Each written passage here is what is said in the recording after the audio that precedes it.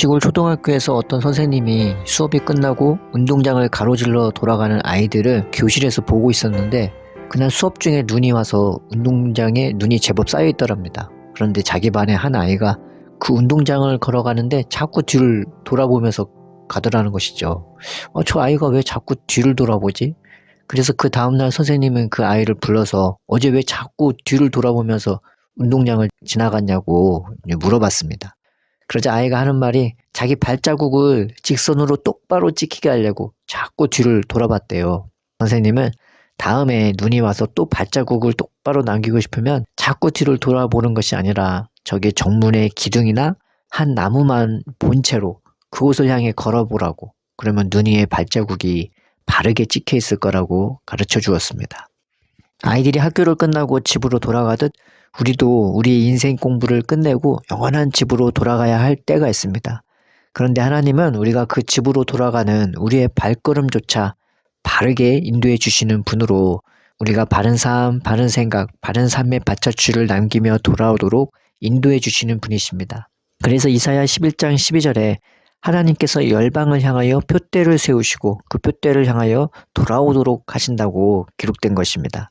사도 바울은 그래서 오늘 본문에 자신도 표대를 향하여 위에서 부르신 부름의 상을 위하여 달려간다고 고백하는 것입니다. 오늘은 하나님이 우리에게 보여주신 표대가 무엇인지, 그 표대를 향하여 우리가 어떻게 달려갈 것인지 살펴보면서 은혜를 받고자 합니다. 첫째, 하나님이 우리에게 주신 표대는 너무나 고상한 것이라는 것입니다. 오늘 본문에서 사도 바울은 예수님을 아는 것이 얼마나 고상한지 모른다고 고백합니다. 그것이 얼마나 고상한지 예전에 자랑할 만한 그 세상 것들이 이제는 배설물이 되었답니다.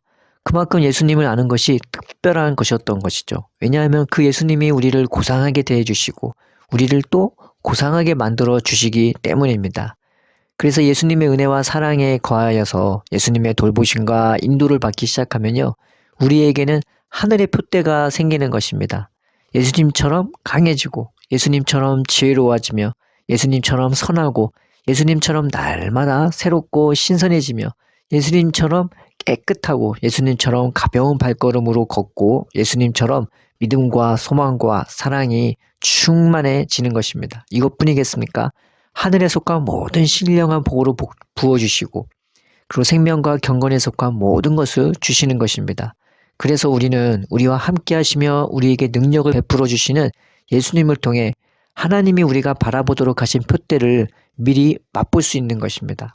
우리가 이 표대를 바라봅시다. 이 영광을 바라봅시다. 죽음도 이기고 세상도 이기고 스스로에게도 매이지 않으며 오로지 예수님의 영광을 얻게 하는 이 표대를 사모합시다.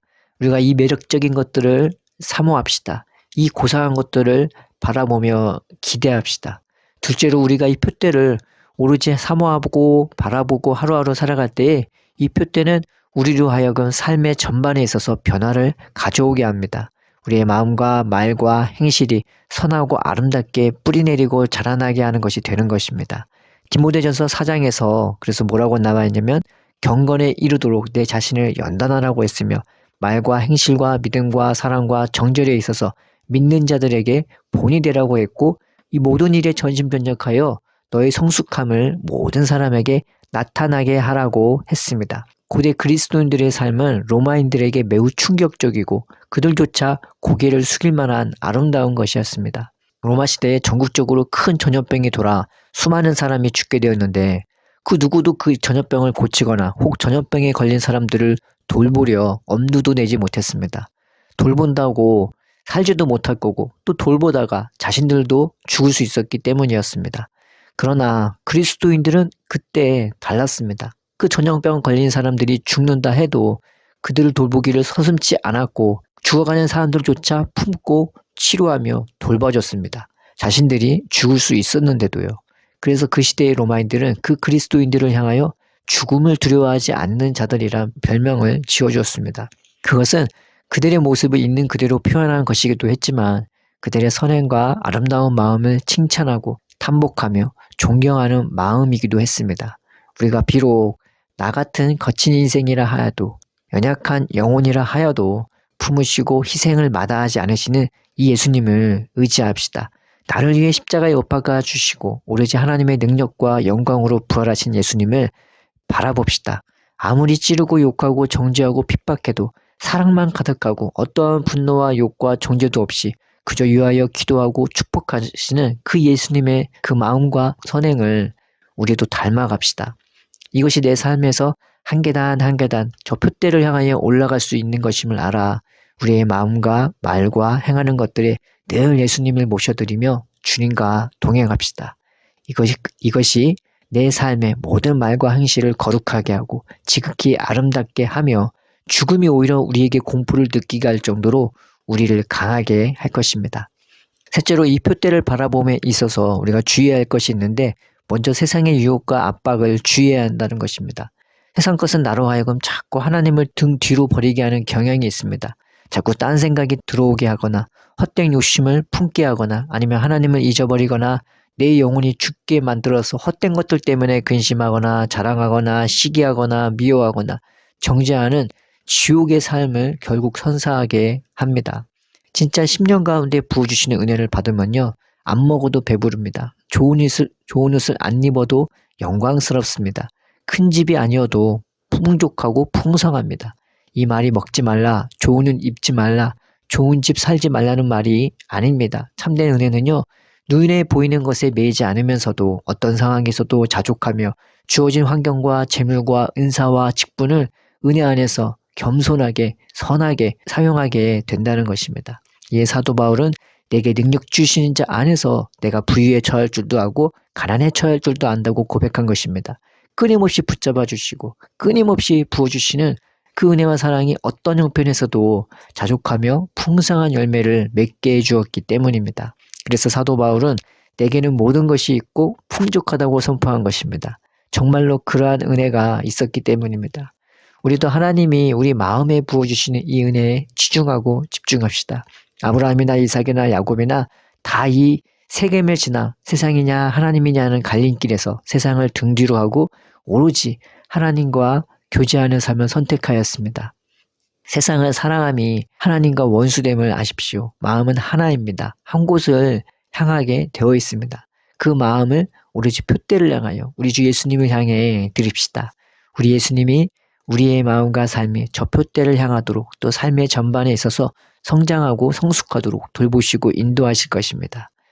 그리고 어제까지 받은 은혜에 대하여 우리가 자만할 수 있고 교만할 수 있음에 우리가 주의합시다. 오늘 본문의 사도 바울은 이제까지 한 것은 잊어버리고 하나님이 위에서 보여주신 표대를 향하여 달려간다고 고백합니다. 내가 아직 살아있다면 오늘 우리가 달릴 길이 있고 그러기 위해 오늘 부어주실 하나님의 은혜와 힘과 능력이 있는 것입니다. 오늘 내가 살아있다면 받을 은혜가 있고 오늘 내가 살아있다면 내가 하나님의 마음을 경험하고 참여할 수 있는 섬김, 희생, 봉사가 있는 것입니다. 하나님의 종들의 특징은 여러 가지가 있겠지만 먼저 마음으로 진실함으로 하나님을 섬긴다는 것과 또 그 은혜 안에서 행한다는 특징이 있습니다. 그래서 예수님은 하나님의 말씀을 행하며 가르치라는 것입니다. 행하는 것이 먼저죠. 오늘 우리가 받을 은혜가 있고 오늘 우리가 행하며 하나님의 마음과 나라에 참여할 기회가 있기에 우리가 교만과 자만을 버리고 배우는 마음으로 겸손한 마음으로 하나님의 일에 참여하는 기쁨으로 우리가 살아갑시다. 주께서 기뻐하시고 우리의 손과 마음을 붙잡아 주시고 우리의 걸음걸음을 인도해 주실 것입니다. 우리가 이 표대를 향하여 달려가도록 우리는 평상시에 어떻게 살아야 합니까? 먼저 주님을 인정하고 의지합시다. 하나님이 내 하나님인 것, 하나님이 내 아버지인 것을 인정하고 의지합시다. 또 예수님이 죽어도 나를 위해 죽으시고 살아도 나를 위해 살아나셨듯 나를 위한 열심과 사랑으로 내 삶을 주관하시고 인도하심을 인정하고 의지합시다. 늘 하나님과 예수님과 성령이 나와 함께 계시고 여기에 계시고 내 곁에 계심을 인정하고 의지합시다. 또 삶의 모든 부분에서 예수님의 인도하심을 구하고 예수님의 마음을 배우도록 합시다. 신명기 6장 4절에서 9절 사이에는요. 집에 앉아있을 때든지 길을 갈 때든지 누워있을 때든지 일어날 때든지 손목에도 미간에도 집 문설주도 바깥문에도 하나님의 은혜가 있다고 기록됩니다. 신명기 28장 1절에서 14절 사이에는 하나님의 복이 우리가 도시에 있든 시골에 있든 집에 있든 일터에 있든 우리가 무슨 일을 하든 어디를 가든 임하는 것이라고 하였습니다. 율법은 예수님 안에서 이루어질 복을 미리 보여주는 그림자 같기도 한 것이죠. 여기에서 하나님의 은혜와 사랑은 결코 예배 시간에만, 말씀 시간에만, 기도 시간과 찬양 시간에만 임하는 것이 아니라 내 삶의 전반에서 임하는 것임을 우리는 알 수 있습니다. 내가 잘 때도, 일어날 때도, 앉아 있을 때도, 서 있을 때도, 걸어갈 때도, 집에 있을 때든 집 밖에 있을 때든 무슨 일을 하든 어디에 가든 경험할 수 있는 은혜인 것입니다. 우리는 내가 자는 게 무슨 은혜의 통로가 될까 생각하지만 예수님은 우리가 자는 것조차 저 푯대를 향하여 달려가게 하는 통로로 사용할 수 있습니다. 세상 사람에게는 그냥 자는 거고 육체의 쉼만 주는 것이겠지만 예수 안에 있는 자들에게는 자는 것조차 은혜요, 복이요, 하늘의 푯대를 향해 달려가는 것이 됩니다. 그러니 삶의 작은 것이라고 혹 교회 일이 아니라고 하나님과 상관없어 하지 말고 무슨 일을 하든 집에 있든 직장에 있든 늘 예수님을 인정하고 의지하면서 그 이름을 부릅시다. 어린 아이처럼 그 이름을 부릅시다. 그 이름을 부르는데 어린 아이처럼 그 이름을 부릅시다. 어린 아이가 구구절절 설명하면서 기도하지 않잖아요. 이름만 부르잖아요. 우리는 죽어있는 예수님 믿는 것이 아니라 죽음도 이기고 부활하신 늘 내 소리에 귀를 기울이시는 우리 예수님을 믿는 것입니다. 예수님이 그 강함과 능력으로 우리의 일상이나 삶의 작은 일에서조차 우리로 하여금 당신이 계신 하늘나라로 또 그 나라에 합당한 자녀로 기르시고 인도해 주실 것입니다. 또 우리가 이 푯대를 향하여 달려가도록 해야 할 것은 모든 일에 기도하고 간구하자는 것입니다. 기도와 간구는 하나님이 일하시게 하는 것입니다. 꼭 하나님의 일하심을 보고 듣도록 우리의 눈과 귀를 열어주는 것입니다. 온 세상을 지으시고 온 세상에 충만하신 그 하나님이 나와 함께 하시고 나를 붙드시고 말씀으로 위로하고 힘주심을 우리가 날마다 마음으로 보고 듣게 되는 것입니다. 그러면 삶이 쉬워지고 발걸음이 가벼워집니다. 왜냐하면 하나님이 다 하시게 나는 따라가기만 하면 되는 거고 하나님이 하시는 것을 보고 내가 똑같이 마음이나 생각으로 행하는 것이기 때문입니다. 그래서 예수님은 하나님이 일하시니 나도 일한다고 했으며 사도 바울도 내 안에서 역사하시는 자의 역사를 따라 나도 힘을 다하여 수고한다고 고백한 것입니다.